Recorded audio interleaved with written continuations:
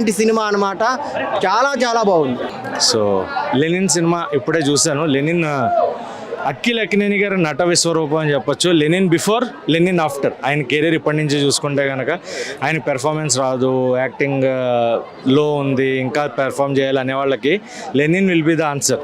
అంటే రామ్ చరణ్ గారికి రంగస్థలం ఎలా, అల్లు అర్జున్ గారికి పుష్ప, నాని గారికి దసరా, ప్రభాస్ గారికి బాహుబలి ఎలాగో అఖిల్ గారికి Lenin will be that kind of film అనమాట. అండ్ ఫస్ట్ 40 minutes కొంచెం స్లో ఉంటుంది. అంటే వరల్డ్లోకి మనం వెళ్ళడానికి టైం పడుతుంది.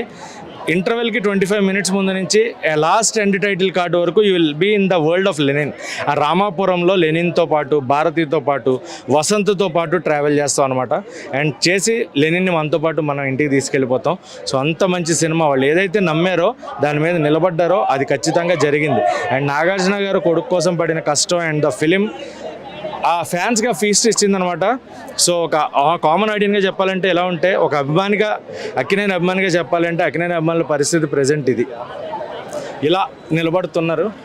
నాగవంశీ గారు మీరు కాలర్ల గురించి మాట్లాడొద్దు అన్నారు, బట్ మేము కాలర్ ఎత్తుకునే సినిమా ఇచ్చారు అక్కినేని అభిమానులు. So enjoyed. నిజంగా అఖిల్ పెర్ఫార్మెన్స్ని థియేటర్లో నెక్స్ట్ లెవెల్ ఎంజాయ్ చేసాం. And it's a great comeback film అనమాట. ఫ్యామిలీ ఆడియన్స్ కూడా. ఫ్యాన్స్కి ఇది, ఫ్యామిలీ ఆడియన్స్కి ఫస్ట్ 40 minutes కింద చెప్పాను కదా, అది కొంచెం అర్థం అవ్వాలి. బట్ ఆ తర్వాత they will be into the world of Lenin.